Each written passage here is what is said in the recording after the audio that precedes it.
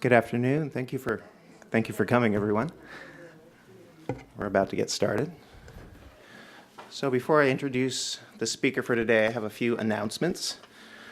First off, next month's brown bag will be the Lifelong Learning and Cognitive Fitness program at Ollie. Jennifer Monahan will speak. She'll give an overview of the trends in lifelong learning and the increasing number of programs geared towards older adults. That will be on June 13th. So today's program we're filming for KALB, and it will be rebroadcast on their YouTube channel and also on channel 33. I think they do it Saturdays at 10 a.m. and Sundays at 4 p.m. So the library has a survey, and we're looking for input from the community right now. There's a 10 to 20 year master facilities plan, which is a fancy term. It just means they're trying to figure out what direction long-term the library will take. So we're looking for feedback. You can do it at aclibrary.org. If you like paper, there's copies in the back, so please take one if you want to give your feedback. We'd love it. But today we have Joe Lurie here. He's going to be speaking about cross-cultural perception and misperception. So he was the director of the International House at UC Berkeley for 20 years. And its mission is to foster intercultural respect and understanding for the promotion of a more peaceful world. He's a former Peace Corps volunteer and is currently a teacher, trainer, and consultant for effective cross-cultural communication. All this experience has given him a lot to draw from, and he'll give many examples that inform his work and offer his insights that he's gained. He has books for sale and is happy to sign them after the talk. So please join me in welcoming Joe.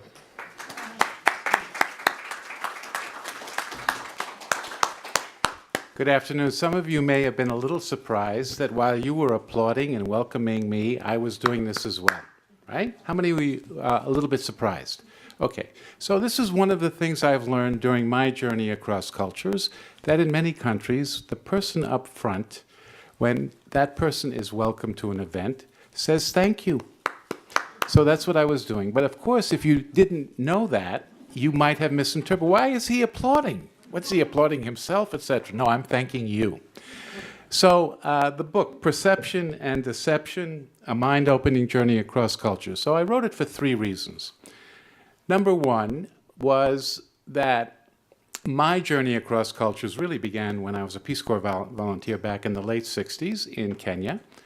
And I realized little by little that everything I was seeing, most of the things I was seeing, I wasn't understanding. That I was looking at it through my particular prism, and that my prism was distorting what I was looking at.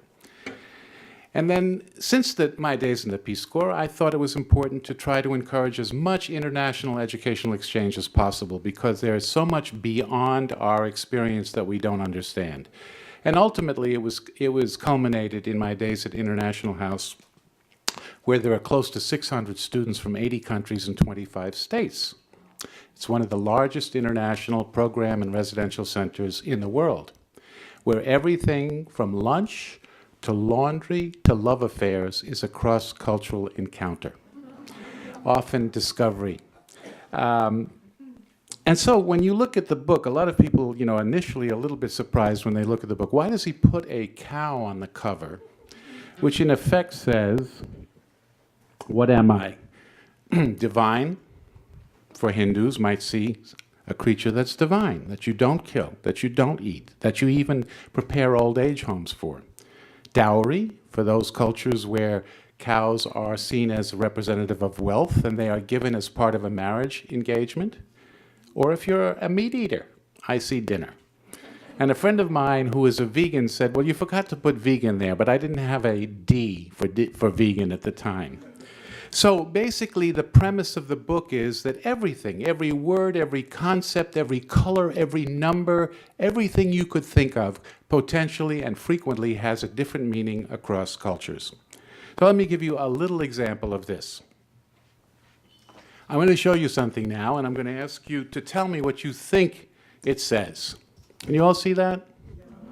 Okay. And what does it say? And how many of you are particularly almost certain that that's what it says? Okay. But some of you are a little skeptical knowing the topic of the talk. So let me show you what it really says. This is what it really says. So let me show you why we come to this conclusion. If I show it to you this way, you see, in essence, we have seen only part of the full picture, right? And there's this wonderful Japanese proverb that I have in the book, which is you can't see the whole sky with a bamboo tube, right? So basically, why is this particularly relevant today, and why is this the third reason that I wrote this book? In an age of globalization, one of the cliches that we're familiar with is, my goodness, the world is coming together so quickly through technology, through travel, through all kinds of developments in the 21st century that brings cultures together in ways never before, and people assume that we're all becoming like each other. Well, my sense is that frequently it's the rapidity with which cultures come together, that causes an absence of context. So when two cultures come together and somebody does something that you think is bizarre, the chances are you don't have the full picture. You don't see that ice cream really isn't ice cream. Or another way of putting it is to think of an excerpt from a Chinese poem which goes like this. How shall I explain the sea to a frog that has never left its pond? Well, we all have ponds. You have ponds, I have ponds, and those ponds limit us in what we are able to see. So let me give you a particular example of this just to kind of kick off some of the things that I try to say in the book.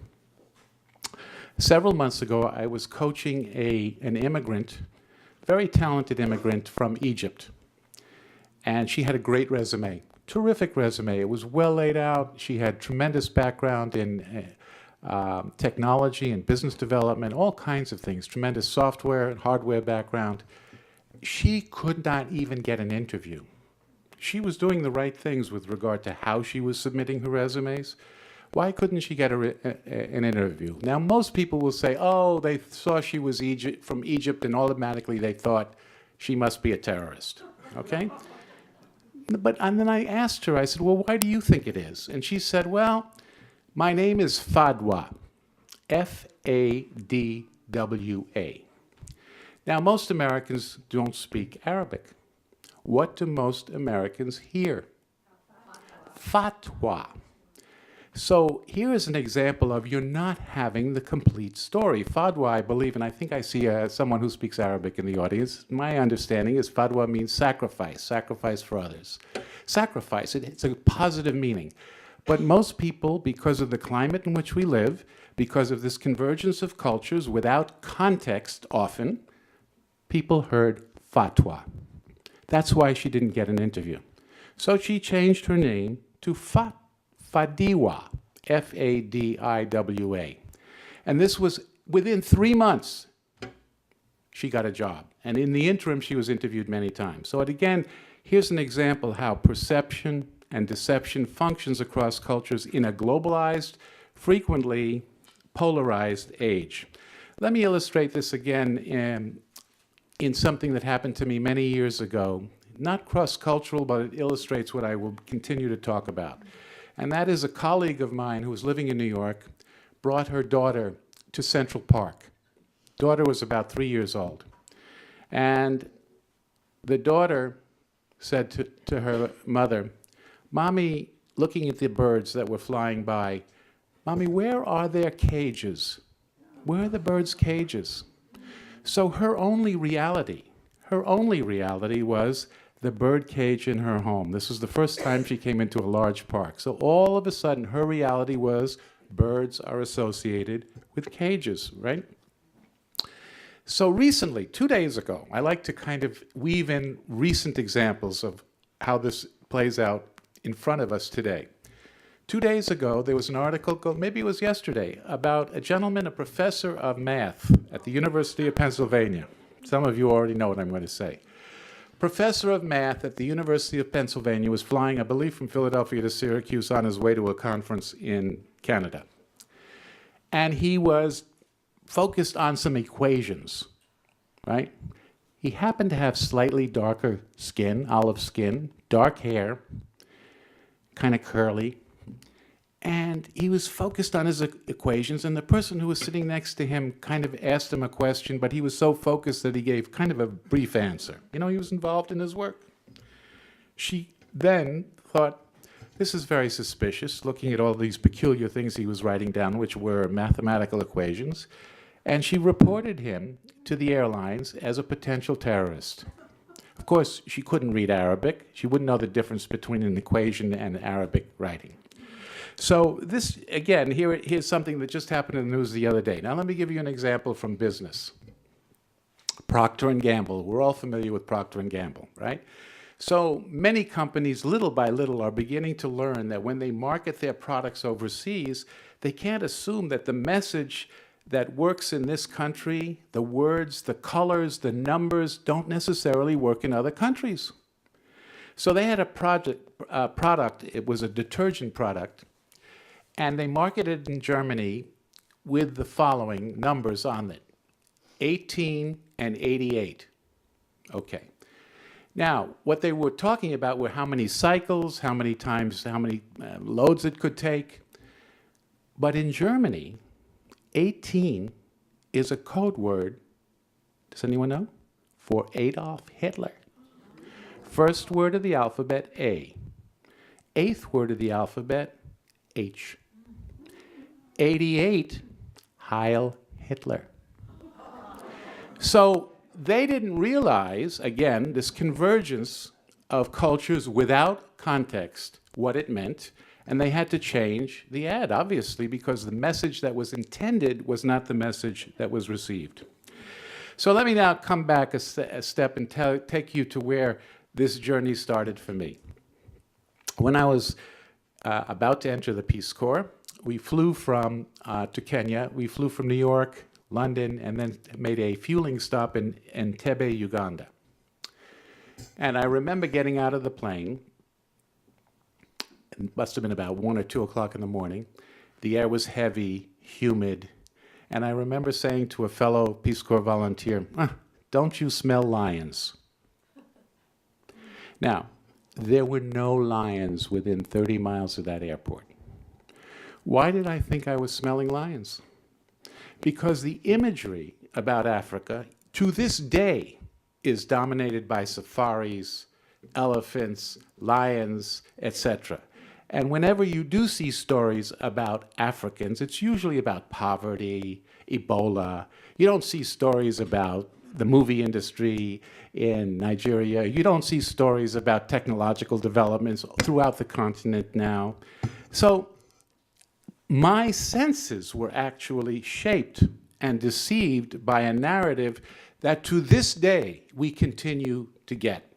And at UC Berkeley, with all these brilliant students, it does occur that sometimes some of the students there have said to African students, what an interesting country Africa is.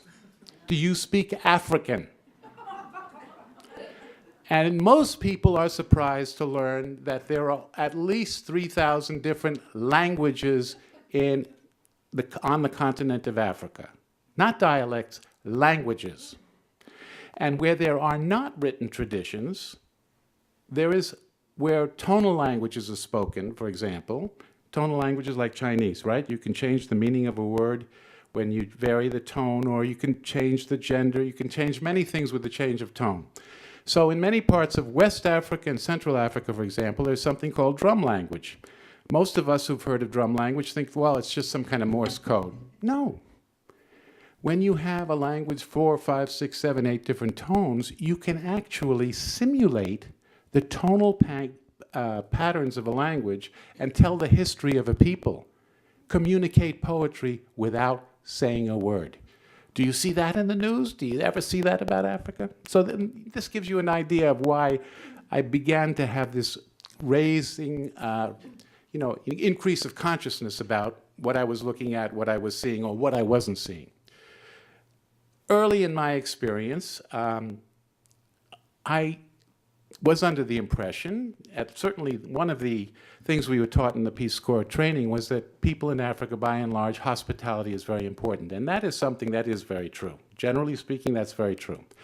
So you can imagine how surprised I was when I got to my village about 100 miles north of Nairobi, small village, and there were a couple of two or three Kenyan instructors on the faculty of the school where I was teaching. And I was wondering, when are they going to invite me to their house?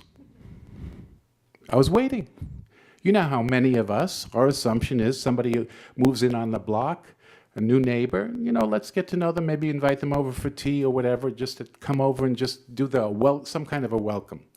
So I was kind of waiting to be welcomed. Nothing. And what was my assumption, again, without context? Well, maybe they don't want any white guys in their house. Maybe they're so angry about colonialism and the recent rebellion, Mau Mau rebellion against British colonialism, that they're just not ready for this yet. Maybe they've heard all these stories about all Americans are rich and they're too modest about bringing someone into a modest home. So finally, I decided to invite them to my house. And it was a lovely evening. My perception was it was a lovely evening.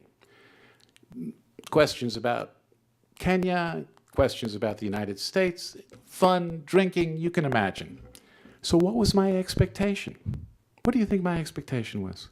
When will I get a return invitation? Was there an invitation? No. So you can imagine this set off another series of, I wonder why. Maybe I said something that offended them, etc., etc., etc. You could think of 20 different reasons. Finally, after a couple of months, it continued to bother me. One night in a local bar, after being a little bit inebriated or lubricated with some local beer, I finally got up the courage to say, "Did you have a good time when you were at my house a couple of months ago?" "Oh, yeah, Joe, it was a great night. We loved it." And then I said, "Well, how come you've never invited me to your house?"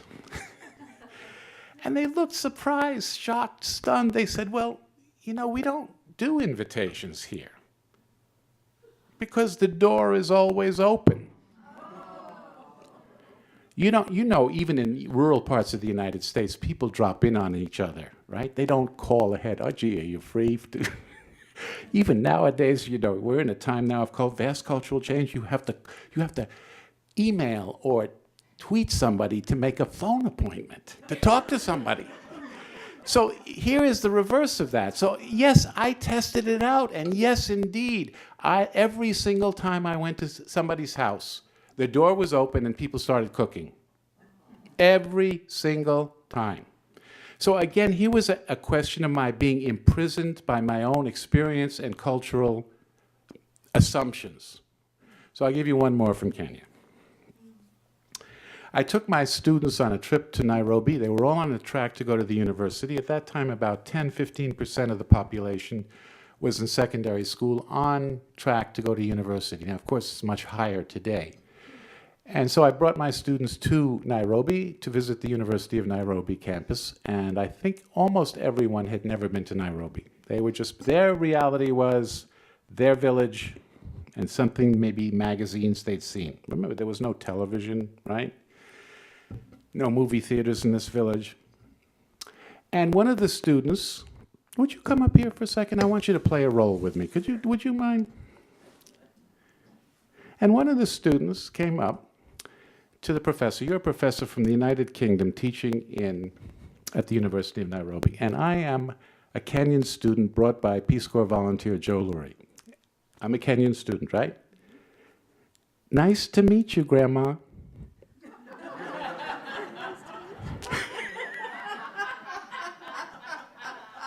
Okay, so you're all laughing because, strangers generally don't call people grandma, right? First of all, I don't know them. Secondly, in our country, generally speaking, we are a very youth-oriented country, folks. And if you think that there isn't a reason why we use the term senior citizen as a replacement for old person, it's because of certain values in our society. So this woman from the United Kingdom, she was taken aback. Who is this young whippersnapper and calling me grandma? But from his perspective, it was the greatest of respect. And one of the things that I've learned in my interactions with people from other countries, particularly the non-Western world, is the tremendous respect there is for the elders. And when you use the word old, this is a precious. The president of Kenyatta, his name was Mzee Jomo Kenyatta. Mzee in Swahili means old man. Old man. So again, you see, here's an example of a word that has a different connotation in different cultural contexts. One other thing about Kenya. Let's have a gentleman come up here. Yeah. This was one of the big, real shockers for me. So in those days, we had very intense language instruction, right? And I was taking Swahili 6 hours a day, no English, right? And after my first class, my Swahili teacher came up to me. I'm the Swahili teacher, you're Joe Lurie back in the day, right? And he started to talk to me and ask if I understood the lessons, et cetera, et cetera. And this conversation went on for about 20 minutes, and we were holding hands. Now, how are you doing now? I'm doing okay. You're doing okay. Well, what was it? Yeah. Okay. So basically, yes, in our culture, when men hold hands, it has, for many people, a significance, a sexual connotation, right? Would you be surprised to learn that in most parts of Africa, 99% of the time, when men are holding hands, it has no sexual significance? In fact, in many countries in the Middle East, let's hold hands some more. In many countries in the Middle East, right? And you can get rid, really, in many countries in the Middle East, in many countries, actually in Asia, men hold hands. And recently, if you notice, thank you. He's relieved.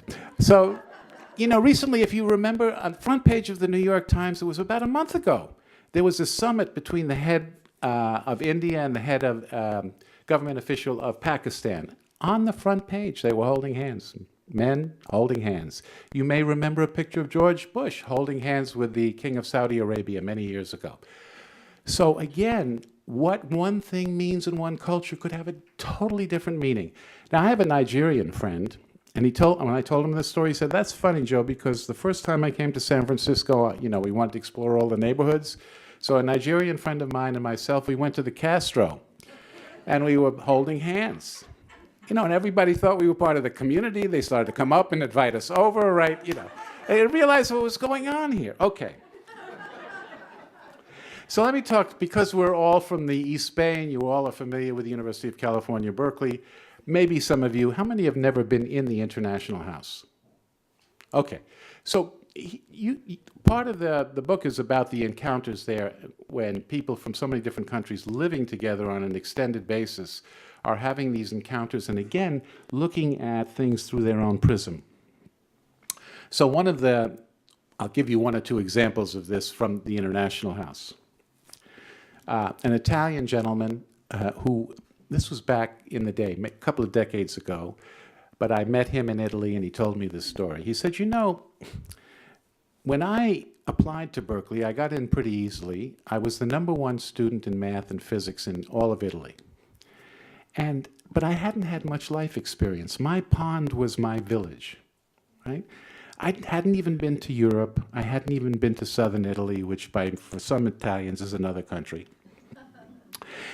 And so when I came to the United States and got to Berkeley, I moved in with my roommate. It was about 12 o'clock at night, and my roommate was a Sikh. Now, most of you know Sikh, right? But most of you perhaps don't know that's not what Sikhs call themselves. Sikhs call themselves Sikhs. In their own language, Punjabi is Sikh. The reason that they refer to themselves as Sikhs, right, is because they don't want Americans to think that they're thick. This is the reason they're called Sikhs, right? Okay, so, and they have turbans, right? So here's this gentleman from Italy. He's very limited life experience. He moves in, goes to bed, wakes up in the morning, and he sees his roommate combing his long, dark hair, combing his long, dark beard, because for Sikhs, to cut your hair is to violate the gift of God. That's why they wear turbans, to wrap their head up. And he said, Joe, when I woke up in the morning, I thought my roommate was Jesus Christ. So this was the only image he had. This is the only image. Sure, it's funny, but here's the tragic part of it.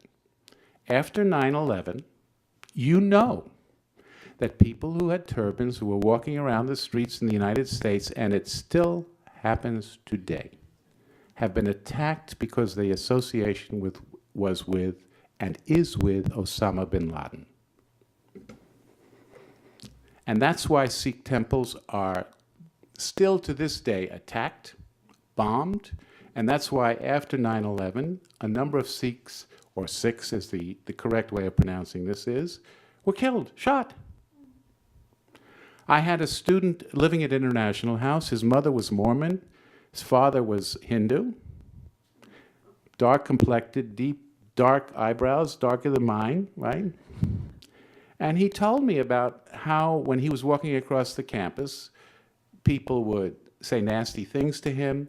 Again, you see, here's this convergence through this terrible conflict that we are going through, that people will have a very quick reaction to something without context. Even, I think this is worth repeating again, at the time there was a staff member at International House who was Iranian, of Muslim background, and she was married to an Iraqi Jew. Yeah, it's possible. It's possible, folks. I know we don't think about these things, but it's possible. And she told me that shortly after 9/11, she had a knock on the door. The FBI demanded to come in. And they came in essence, and I do tell this story in the book. In essence, basically, they said, where's the anthrax? Remember the anthrax fears? Okay. So what happened was, a few days after 9/11, a plumber came to do some repairs and saw this white powder on the table, on the kitchen table. You know what it was? Sugar. He reported it to the FBI. Okay? Now, I'm going to give you an example right here from the Albany Community Center. Just told to me, this was revealed to me, the general story I tell in the book, but just told to me the other day. If you saw footprints on a toilet seat, what would you think? Yeah. What are the footprints doing on the toilet seat? Now, the fact of the matter is, folks, we all were brought up with a certain, well, I don't want to assume. Some of you may have been brought up with different toilet habits. But most people in the United States were brought up to sit on toilet seats when you have a bowel movement. I know this is being televised, so no offense. So the fact of the matter is the vast majority of people in the world do not sit on toilet seats. They crouch. And you can ask your physicians about this, particularly as we get older. It is healthier to crouch when having a bowel movement than to sit. Okay, so right here, a woman in my class, it was an Osher class I was teaching recently, said to me, you know, Joe, I was at the Albany Community Center, and what you said is so true. I saw these footprints on the toilet seat right here at the Albany Community Center. And that was probably somebody who was raised in the country and just hasn't made that transition to sitting. So now, more and more, you are going to see this sign.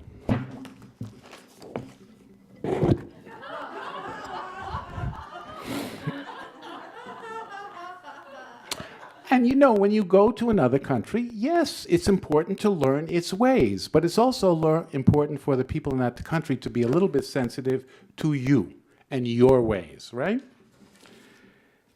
So remember that if you ever see footprints on a toilet seat. Now, by the way, even another article in the news, which happened after I wrote the book, Jackson Hole, Wyoming.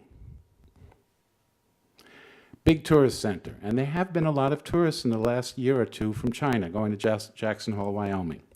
Now, don't conclude from this that I'm saying that all Chinese people crouch. If you were born and raised in China, it's not uncommon. Many broken toilet seats in Jackson Hole, and they couldn't figure out why are all of these toilet seats broken. This has happened at San Francisco Airport. Okay.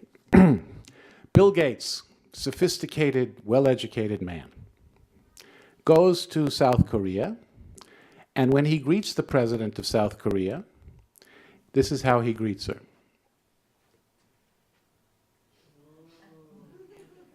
Okay. So, you know, with all of his brilliance, you'd think that somebody might have prepped him in advance.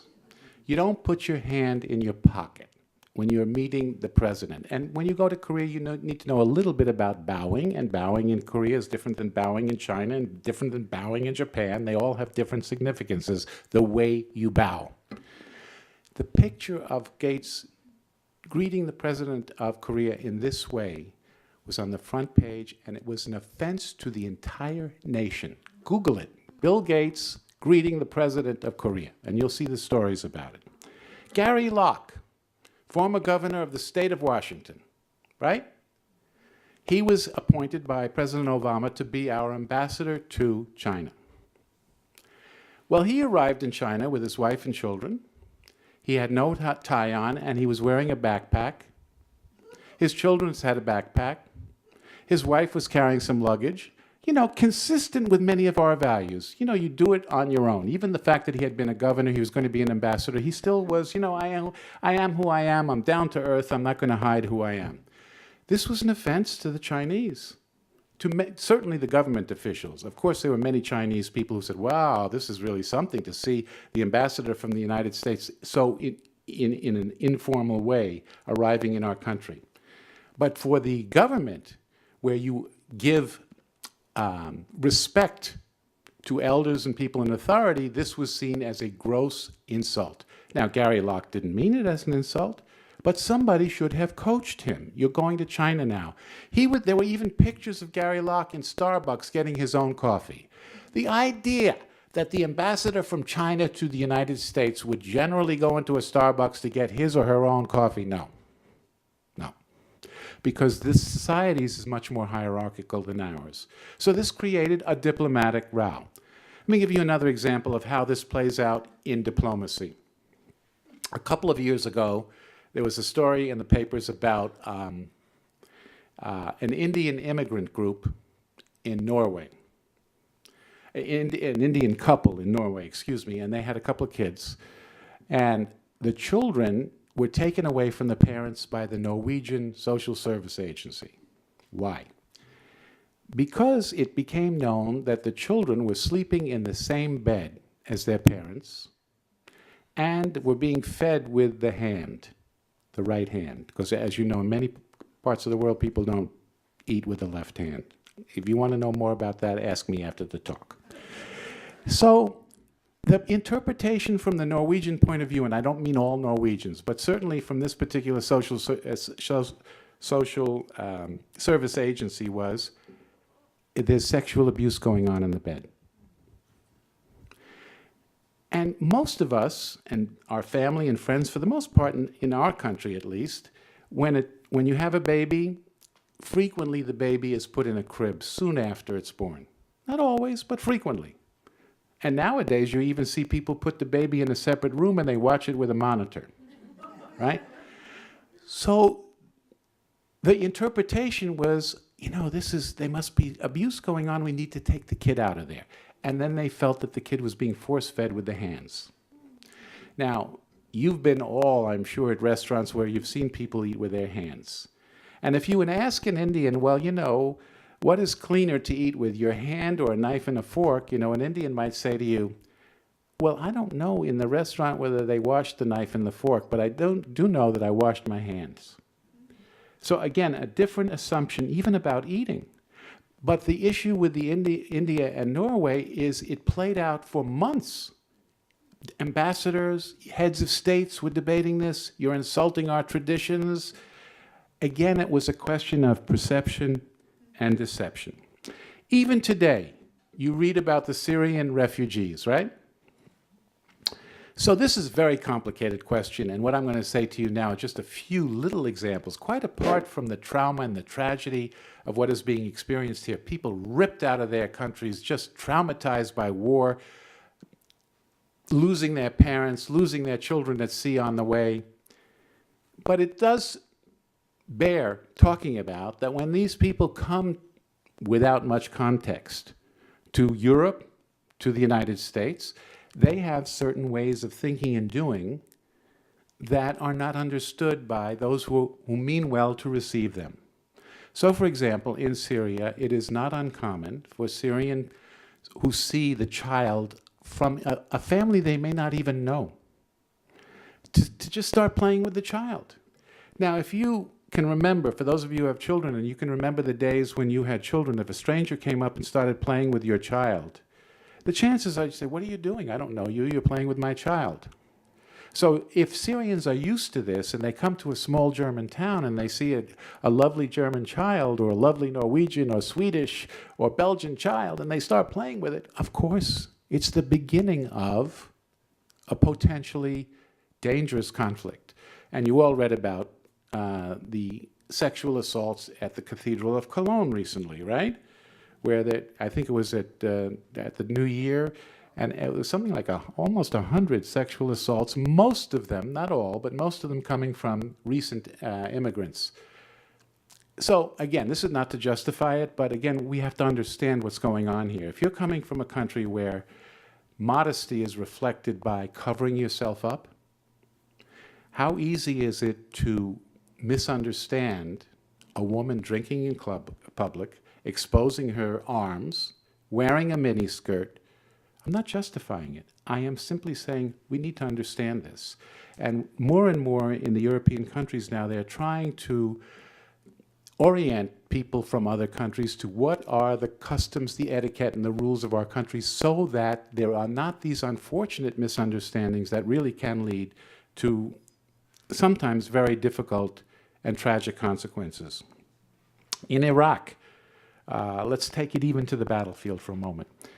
You remember when the United States had its forces in Iraq, there were always these checkpoints where the NATO forces, the American forces, wanted to check a car to see if there was any weaponry in the car. And they would go like this when an Iraqi car was coming, right? And what did they mean? The Americans, when they did this, what did they mean? Stop. What are the other possible interpretations? Hello? Hello? Hi? Okay, so we're laughing about it now, but I'm telling you why this is an important topic is because in some cases, when the Iraqis drove right through the checkpoint where they were supposed to stop, people were shot and killed. In Afghanistan.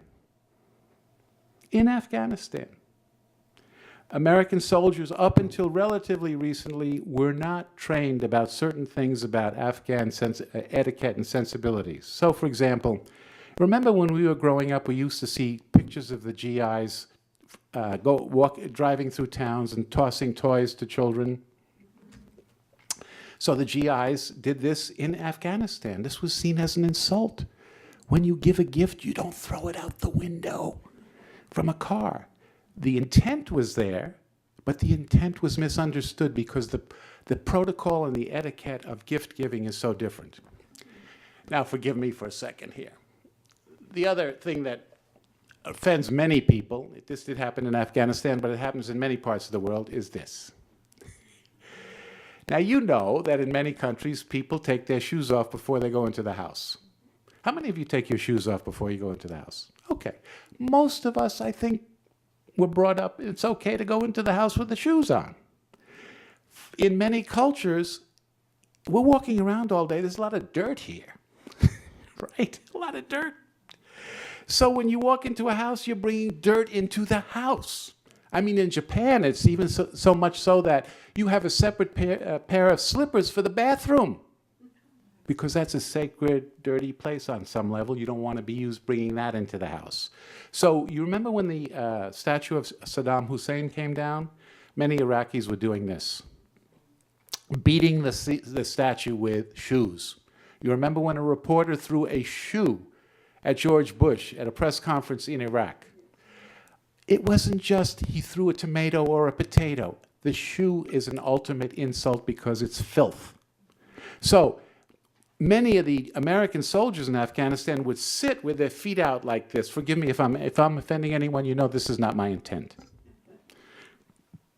And it got so bad in some cases that Afghan soldiers who were on the side of NATO forces got so offended that you've heard reports of Afghan soldiers who originally were on the side of NATO forces who actually killed NATO soldiers.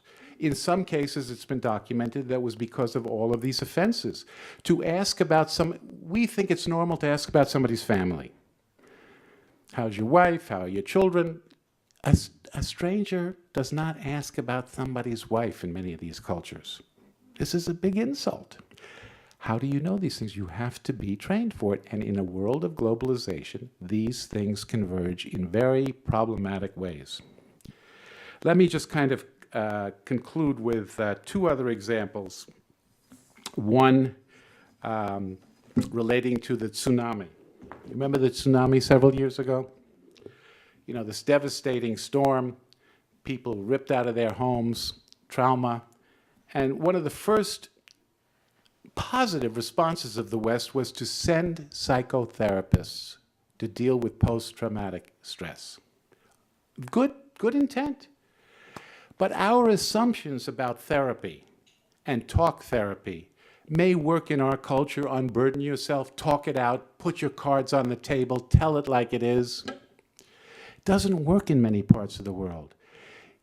If you're asking someone to talk about trauma or their weaknesses or their things that are bad that happened to them, for many people this is a loss of dignity, a loss of face. So there are other ways of handling therapy in non-Western countries. And it was in many cases a colossal error to be assuming, let's go in there and let us talk about trauma directly, which I'll conclude with this story about eye contact. Most of us in the United States were brought up with the assumption that when you look somebody in the eye, it means you're engaged, you're being sincere, right? I would say probably in most parts of Asia, most parts of Africa, to look at an elder or someone in authority in the eye is a lack of respect. And many immigrants who come to this country, when they go to a job interview in the early days of their time here, they look down. So what does an American prospective employer think? This person has no confidence in themselves. They're not engaged with me. They're shy. And in that way, someone who could be a brilliant employee could conceivably, and has, I've seen it happen over and over, lost out because they dropped their eyes, whereas they're showing respect. So, to conclude, this is just kind of the tip of the iceberg of what, as you continue to watch television and see the news unfold, think about this. Are people seeing things as they really are, or as they seeing things as they are? So I end the book with one of my favorite quotes from Friedrich Nietzsche, and it goes like this. Those who were dancing were thought to be insane by those who could not hear the music. Those who were dancing were thought to be insane by those who could not hear the music. The book really is about listening for other melodies, ones that escape us because we need to get beyond our ponds. Anyway, thank you all for coming. I'll take some questions.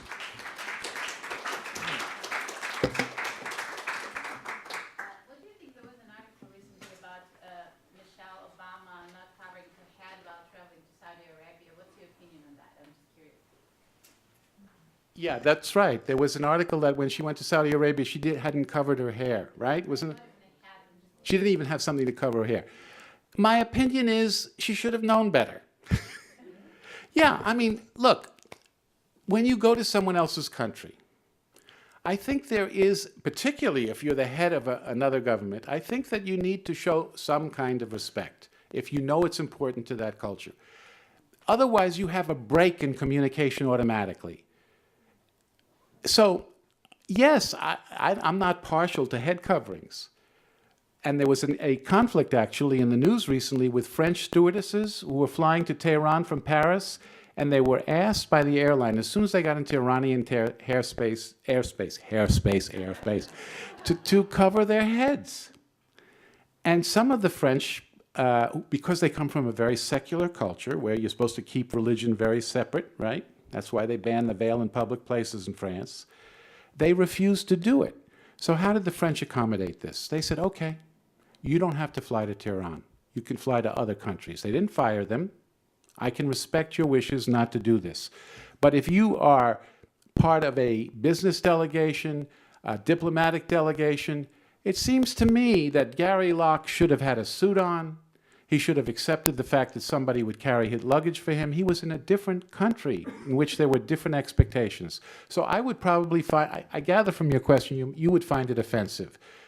No, you didn't. You like that she didn't cover it. It's like a statement for the feminine rights. Right, but you can make that statement when you're not in the country. Right? You can make that statement when you're not in the country. Because when you make that statement in the country, I think that you divide even further. So by showing some basic respect, you at least open the door for communication. When in Rome, you shoot Roman candles. When in Rome, he says you shoot Roman candles. I mean, up to a point, up to a point. I mean, there are certain things each of us has to decide. But as a general principle, when you go to another culture, you make adjustments. Yes?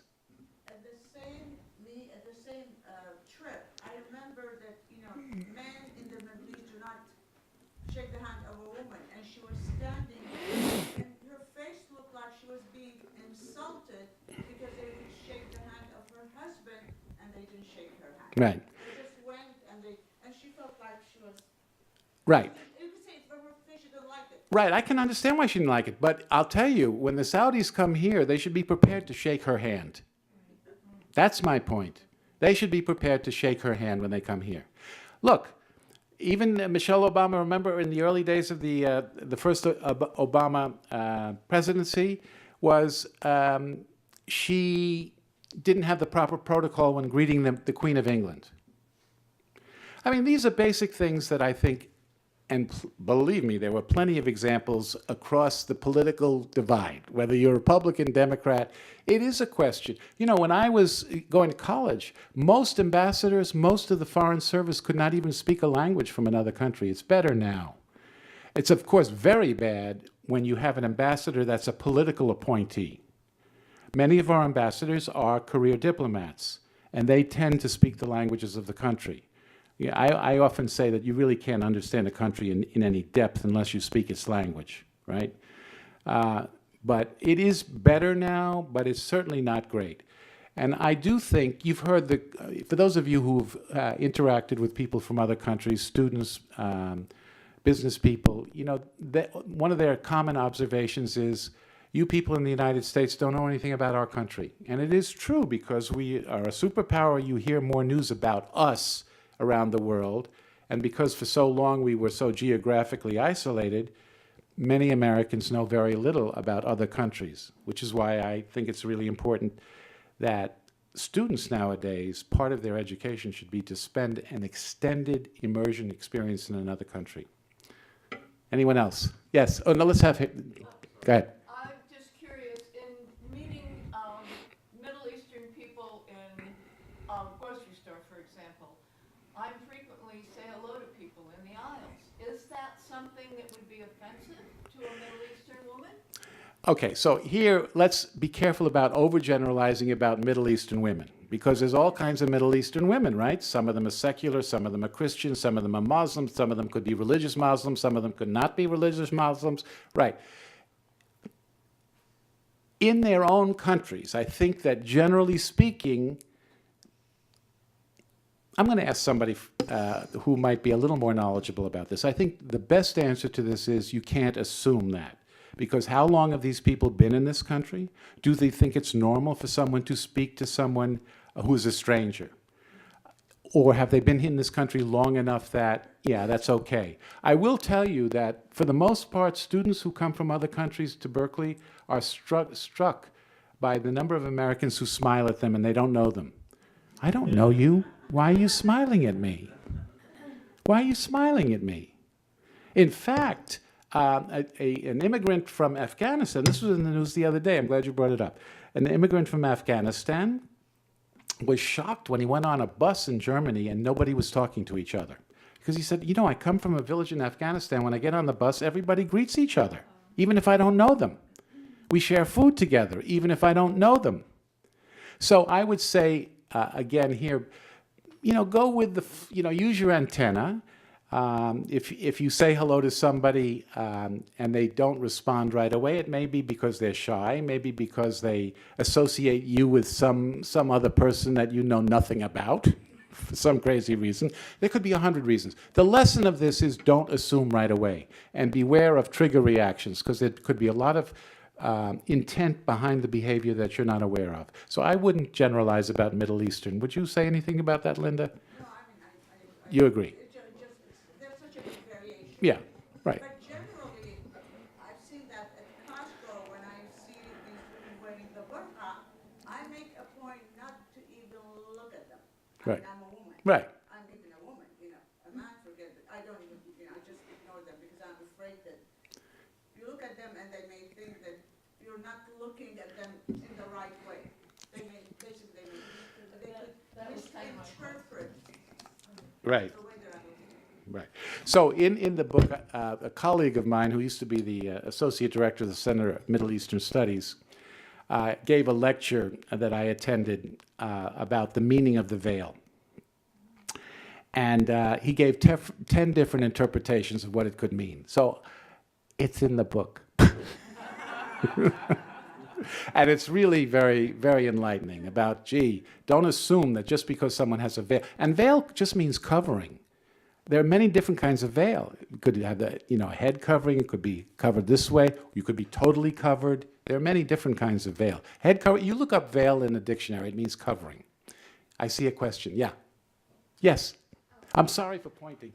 I'm so cross-culturally involved now that in this country it's okay to do this. In many countries it's better to do this. Right? Yeah. Go ahead. So this is something that I've been thinking about recently a lot. I've been in part of those communities where people are so ignorant that they would ask questions or they would impose their ideas and their assumptions on people that are different from them. But I've also been in communities where people are super aware that they're almost fear coming off being offensive. So like, oh, like I know this could be interpreted like this, or like if I say this, they might think this. Right. It's almost like overthinking from like this knowledge that their action or what they say might be interpreted as something else other than what they intended. So like, so the downside of that is like people sort of being almost like fearful and almost like being like less curious about like, oh, if I ask this, I might offend them. Right. So like, what's sort of like a middle ground where people are, how can we like foster conversation, or like how can we sort of foster this genuine curiosity without people being afraid that they're going to offend them? Right. So if it's a question of engaging with someone you don't know, that is a problem, because communicating with strangers varies across cultures. In some cultures, it's perfectly comfortable to engage with a stranger. You see something that piques your interest, both people's, and you can start a conversation. In many cultures, to talk to a stranger is considered offensive. So this is what I would say. If you are planning to travel, right? If you're planning to travel, I think it's important, aside from obviously reading about the country and its etiquette and its protocol, so at least you're prepared for possibilities, it's important to speak to people from that country before you travel. What I like to do is to say, let's say I'm going to go to Italy. I would say to an Italian, we would go and seek out some Italian friends, and we'd say, when you first came to the United States, what did you find strange about your experience here? When they tell you what they found strange about their experience here, you will learn about their country, and you will also get an insight into your own culture. So, for example, recently I was with a group of Korean journalists, and I asked them what their first experiences were when they came to the United States. And they said, you Americans, it's kind of shocking. So many of you sit alone, walk alone, go to the movies alone, eat alone. Are you mentally distressed? Now, so what you learn about that is the importance of group culture in Korea, in general, right? And you get an insight into the pros and cons of individualism in our own country. So I do think, yes, there's no formulaic answer for it, but there is a reason to engage with people who are different in a way that they can teach you about us, and maybe we, in the process, can teach you about them. I always say to new immigrants, to ask Americans their opinions of and their reactions to people from other countries for the first time, so they get an insight to it. And I say to Americans who are coaching immigrants, ask them what their first experiences were in this country. What did they find strange or different? That's how I would begin to approach it. We have 2 or 3 more minutes if anyone else wants to either offer a comment or ask a question or argue. I just wanted to make a comment of an experience that I had. I was in Safeway, and there was a woman who had the headscarves and her arms were covered, and she was had the long skirts on, right? And we were at the freezer aisle, and she called me over because she was looking at a package and she wasn't sure, and she wanted to make sure it was like a breakfast sausage and it didn't have pork in it. So she asked me to read the ingredients, and I read the ingredients, and it was at a time where Muslims were being persecuted for no other reason than they were Muslim, and perhaps my own perception of wanting to make a positive connection, because of my experience with people I had worked with, I said to her, "Salam alaikum," and she said back to me, "Alaikum salam," and all of us, and she said, "You know," and all of a sudden both of her eyes filled with tears. It was just, and I don't know if I was being too forward to have said that. Well, I don't think so. The fact that she responded to you in this way, the essence of the question was, just for those who may not have heard it, was, I saw a friend, I saw a person in Safeway who was very much covered, looking at a food label, and motioned you over and said, "Gee, could you tell me if there's pork in there?" And sensing that this person was likely of Muslim background, right? Might not have been a Muslim background. Now, don't be right. But you basically greeted her with an Arabic greeting, and the fact that she responded to you appropriately told you that she was so refreshed that you understood her and were able to connect with her and not be afraid of her. Okay, well, anyway, thank you all for coming.